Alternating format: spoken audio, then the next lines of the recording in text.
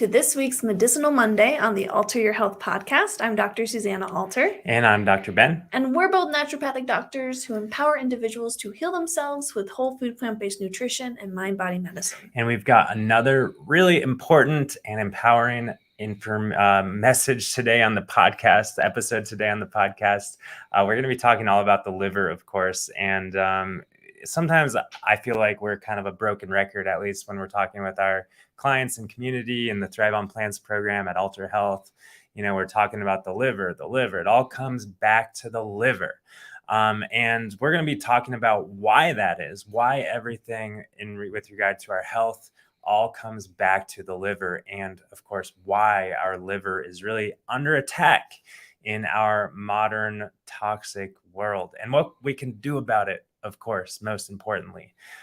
So very important information and hopefully, like I said, empowering and helpful, because let's face it, when it comes to the liver and just kind of health information in general, there's a lot of overwhelming things that might be confusing. Our intention, of course, is to help you understand more deeply, help you really comprehend what's going on in your body and not just taking our words for it, but having more of an experiential depth of understanding your anatomy, your physiology, your functioning, and of course, how to be in balance and feel that balance in your body. Yes. And to put this conversation into context for some people, I feel like it's common for people to kind of forget about their liver, right? Because the liver is kind of quiet unless it's really angry, right? It has to get really inflamed for us to see blood values go out of normal. And also, to see stuff on imaging. And so I always like to point out that there's a lot of conditions, a lot of symptoms that can actually kind of hint at a liver that is under functioning, that is sluggish. And I want to list them out here. Sure. And in a nutshell, it's pretty much everything.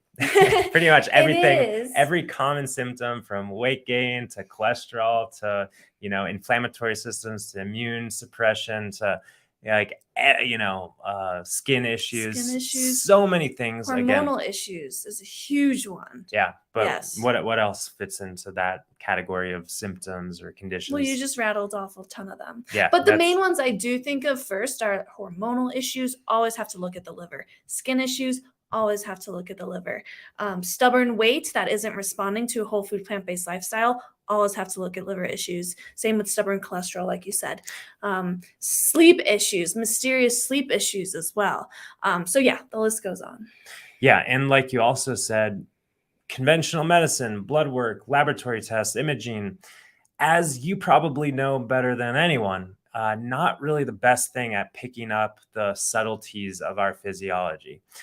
Usually the messages are more, are louder, that lead to those, elevated liver enzymes, which is really, by the way, just a marker of our liver cells dying. So elevated liver enzymes, ALT, AST, GGT, these kind of things are an indication of kind of acute liver damage. And of course, we certainly want to avoid that, but it doesn't really get the picture of chronic liver stress, what we might otherwise call sluggishness of the liver, stagnation in the liver, or of course, fatty liver.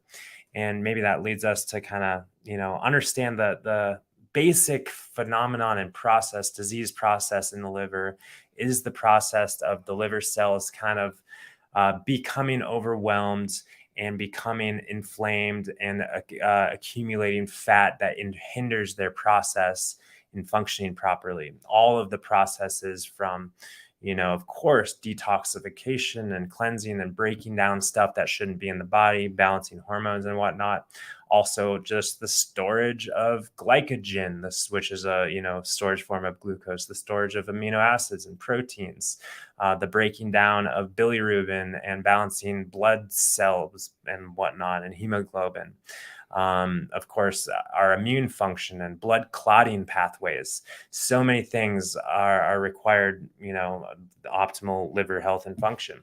Bile production, another huge one. When our liver gets sluggish, we can then see digestive issues because we don't have efficient bile production and secretion. Yeah. So So of course, like sluggishness of the liver is when all these processes kind of slow down due to the accumulation of fat in the liver that hinders proper liver cell function. And as that fat accumulates, of course, we get quote unquote fatty liver. And at some point, when X percentage of the liver is accumulated with fat as visualized on an ultrasound generally, then we have a diagnosis of non-alcoholic fatty liver disease. And by the way, all of this fatty liver, sluggish liver, non-alcoholic fatty liver disease, or maybe it is due to excessive alcohol intake, but more often than not, fatty liver disease is not alcoholism related, at least in today's day and age. But that's all reversible. We can heal and reverse and regenerate our liver. Our liver regenerates itself. And then as things progress, there's more of an inflammatory process that happens. Maybe you've heard of NASH or non-alcoholic steatohepatitis, which is when that fatty liver becomes more inflamed and there's more fibrosis that starts happening. And that's kind of the precursor, of course, to cirrhosis of the liver, which is scarring of the liver cells. And it's really only when the liver cells become scarred or cirrhotic that is said to be an irreversible process. So the good news is, for most of us, we don't have cirrhotic livers. Even those who do have some amount of liver cirrhosis, the cells in their liver that have not yet become cirrhotic can be regenerated and repaired and healed. So this is really, again, hopefully an empowering message, one that allows you the information and hopefully some inspiration to turn things around with regard to what's happening in the liver, which incredibly happens pretty quickly. All we have to do is step number one of detoxification is stop putting toxins into the body, which of course, if you're listening to this, is you already know that is easier said than done. But we're going to talk about where all these toxins might be hiding and, ways to focus on the practices daily to support liver regeneration, detoxification, and healing. Right.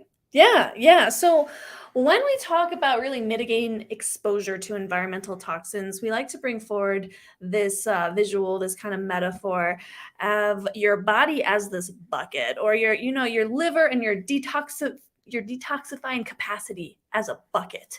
And so we live life and we just are exposed to toxins everywhere, unfortunately, in our air, in our water, in our food, products in our household, off-gassing, artificial fragrances, all sorts of sources of environmental toxins. Yeah. And of course, there's some obvious ones like pollution and cigarette smoke, things that we can taste and smell.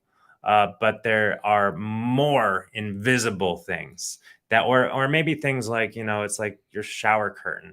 You take a shower and it's like, you don't really, it's like, okay, I know that there are plastics in the shower curtain, but it's like, what can that be doing? Yeah. And it's like, well, when we're taking a shower every day, when we're drinking that glass of water from that tap every day, when we're doing these practices every day, back to that bucket metaphor, it's like things start accumulating in that bucket. Exactly. Another example, we're eating some fresh berries thinking that it's great for our health to be eating fresh berries. But if they've been conventionally grown, those are some of the most, pesticide heavy foods that we could be putting in our body. And so this isn't like to fearmonger or anything, but just to kind of explain some examples of how over time, even if we think we're living a healthy lifestyle, we can still be accumulating these toxins in our bucket. Yeah. And so, the longer we live on this planet, the more exposure we have to toxins and the more we accumulate in this bucket.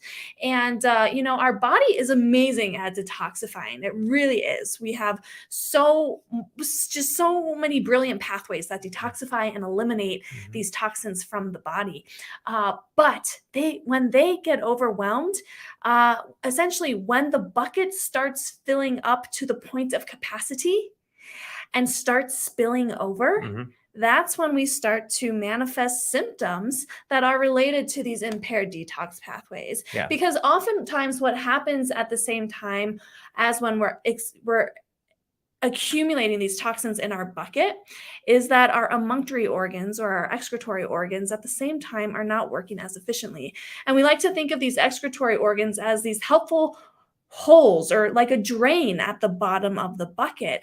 So as we're living life and being exposed to toxins, we are excreting toxins at the same time through our bowels, through our urinary system, through our skin, and through our lungs. But if we don't have optimal digestive functioning, if we're a little constipated, if we're not hydrated and not excreting properly through our urinary system, if we've got, Yeah. if we're not sweating regularly, for example, these are all ways that we can slow down the excretory function and essentially accelerate the filling of that bucket. Yeah. So when you hear people say, oh, yeah, your body just naturally detoxifies, there's nothing that you need to do to promote cleansing or detoxification in your body. That is completely 100% true.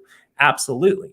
But only under the circumstances where everything is all the resources and the environment is maintained in that bucket that allows that stuff to flow. And put simply, in our world today, more often than not, we've got an overabundance of things coming into the bucket and a deficiency of things that are flowing out of the bucket, leading to the overflow phenomenon, which is, any number of chronic symptoms. And of course, it might be a diagnosis of some autoimmune condition. It might be just the accumulation of weight in the body. It might be high cholesterol numbers, skin conditions, back to that list of symptoms that are so common in our world today. And we think like, okay, it kind of came out of nowhere, but it didn't come out of nowhere. It came from the slow building and the slow overflowing effect of that bucket. So, of course, this brings up the question, what can we do? And we can approach detoxification from two pathways, two places, and we must approach detoxification and our liver health from two places, and that's the stuff coming into the bucket and the stuff flowing out of the bucket. So step number one, obviously, if we want to avoid things that or avoid that bucket from overflowing, we want to make sure that things aren't flooding into our bucket without our understanding, without our knowledge. And this is, of course, just simply being mindful of what we're putting into our bodies. Our food, of course, our air quality, the pollutants that we might be breathing in, the heavy metals, the off-gassing chemicals, the artificial fragrances, all those things that you talked about already, and any sort of contaminants in our water as well. Again, it's like hydration is important. We all know how important hydration is. But if we're hydrating optimally from a suboptimal water, like if we're getting enough of contaminated water, that's not going to be helpful. We want to be getting enough and actually a surplus of water from a clean, pure water source, one that's free from contaminants and one that's properly mineralized and energized and whatnot to support the detoxification processes.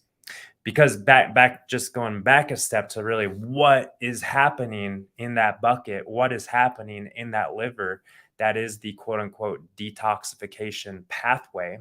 It's really two steps. It's broken down into two phases of detoxification happening in the liver. And this is just the sciencey stuff, not too sciencey, but this is just kind of the basic science stuff of what liver detox really means. It's essentially the conversion of fat soluble toxins, because those are the ones that tend to get stuck and stored in our body cells and mainly in our fat cells. The conversion of these fat soluble toxins into water soluble metabolites or molecules that can then be shuttled and flushed from our body, of course, through the bowels, through the kidneys, through the airways, and through the skin. And therefore, what we need is a aqueous environment, a water-based environment, a super hydrated environment for these compounds to successfully, efficiently flow through our body. So in a nutshell, like detoxification doesn't happen if we're dehydrated, right? So we've got to have an abundance of water, but we also have to have an abundance of nutrients that fuel these detoxification pathways, phase 1 and phase 2 detox pathways, which, some people say that they're kind of like two phases of the washing machine, like the spin cycle and the the rinse cycle and the spin cycle, or something like that. And The wash and the rinse. or the wash and the rinse. And that's, yeah, it's like getting the soap in there, but then more water to like rinse off the soap. And again, converting fat soluble stuff into water soluble molecules to be, flushed from the body. So we need an abundance of nutrients and also antioxidants and all these vitamins and minerals. And there's lists of dozens and dozens and dozens. And of course, there's some popular ones like glutathione or N-acetylcysteine and, sulforaphane and vitamin C and all these kind of things. But when it comes down to it, from a, practical nutritional standpoint, it's all about nutrient density. When we consider any nutrient dense food, that is going to be supportive of liver health and detoxification. It's like, okay, well, yeah, broccoli sprouts high in sulforaphane, or, apples high in this, glucuronate or whatever it is that, supports this specific pathway. And we can get really reductionistic on our foods that quote unquote support liver health, but it's really just those nutrient dense whole plant foods. Right. That's why whole food plant-based eating is the way to eat to support liver health. It really is the detoxifying diet, or the most detoxifying lifestyle. Yeah. And it is so because it's nutrient dense, like you said. But another really big piece of liver support is also focusing more on the carbohydrate rich foods and less on the fat rich foods. And that's because your liver cells, like every other cell in the body, require carbohydrates as their preferred source of fuel. And high fat diets are actually one of the risk factors that leads to fatty liver disease, that leads to sluggish liver. I mean, it's built into the name, right? Fatty liver disease. Where does that fat come from? Right. It comes from the fat that we're eating, and specifically, tends to be the saturated fat that's found in oils and, animal products and whatnot. Right. When there's more energy that the liver has to put towards fat digestion, bile production, that's less energy taken away from detoxification and all of its other functions it's responsible for, which, by the way, we didn't even mention over 500 functions. But also when we have excessive fat intake, we store fat more readily in many places in the body, including the liver. So our whole food plant-based, nutritionally speaking, whole food plant-based is awesome, right? Yes. Especially when we're focusing on more of the nutrient dense foods, less of the processed plant-based foods, right? Which are not generally technically in the whole food plant-based lifestyle. But of course, there's always room for yellow light foods. But when we're talking about like a cleanse, like the cleanses that we love doing at Alter Health, which we're taking a break from this fall because we're, focusing on growing a baby and hopefully and having a baby in the next few days. Oh, it's coming out soon. Yeah, it's coming. There's only one way out. So yeah, it's due in, I guess, just over a week or so. Due, quote unquote, estimated, what do you call it? The guest date. Who knows? We'll see. Born on his birthday, not when the doctor says. Yes. But anyways, in addition, I was talking about a cleanse. So in addition to like whole food plant-based, focus on nutrient density, we're going to focus less on the yellow light processed plant-based foods, the organic, fresh, nutrient dense, hydrating whole plant foods. But another big important nutrient, or I guess it's a nutrient, and that's fiber. A lot of people focus on like water fasts and juice fasts to support cleansing pathways, and that can be great, in the right context. But really, the primary way that we're excreting and flushing literally toxins from our body is down the toilet. Specifically, number two is the primary mechanism, our biliary tract, our bowel function. That's the primary way that we're excreting toxins from our body. So we should be, especially when we're on a cleanse, running these detox pathways, we should be having, 2, 3, 4 bowel movements per day. And the way to support that, there's 2 helpful ingredients, or maybe 3. One is fiber, of course. The other is water. And then movement, a little bit of healthy movement, physical activity to keep the bowels moving. So these are just some important factors into that cleansing lifestyle. And that's not to say that we always need to be in quote unquote like peak cleanse mode, but we love to bring our bodies into that peak cleanse state at least a few times a year to really give our bodies a reset, to flush things, to flood our body with nutrients and create that environment for our body to regenerate and cleanse itself and heal itself. And another, just one more ingredient to that cleanse process is like being in a restorative state of the nervous system, right? In other words, stress also blocks our detoxification pathways, just as we've talked about in the past, how stress or the sympathetic nervous system response blocks our digestive function. Part of our quote unquote digestive function is kind of our detoxification pathways that are happening in the liver. So the sympathetic stress response, we got to let that go. We got to let that go and allow our body to rest more.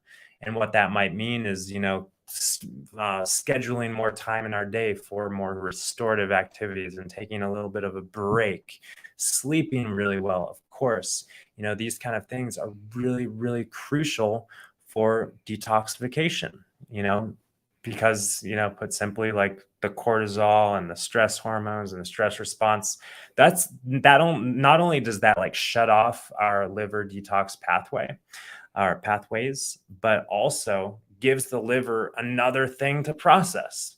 Those stress hormones, the adrenaline, the cortisol, more hormones for the liver to process, which can exacerbate any underlying hormonal imbalance or, suboptimal hormonal state.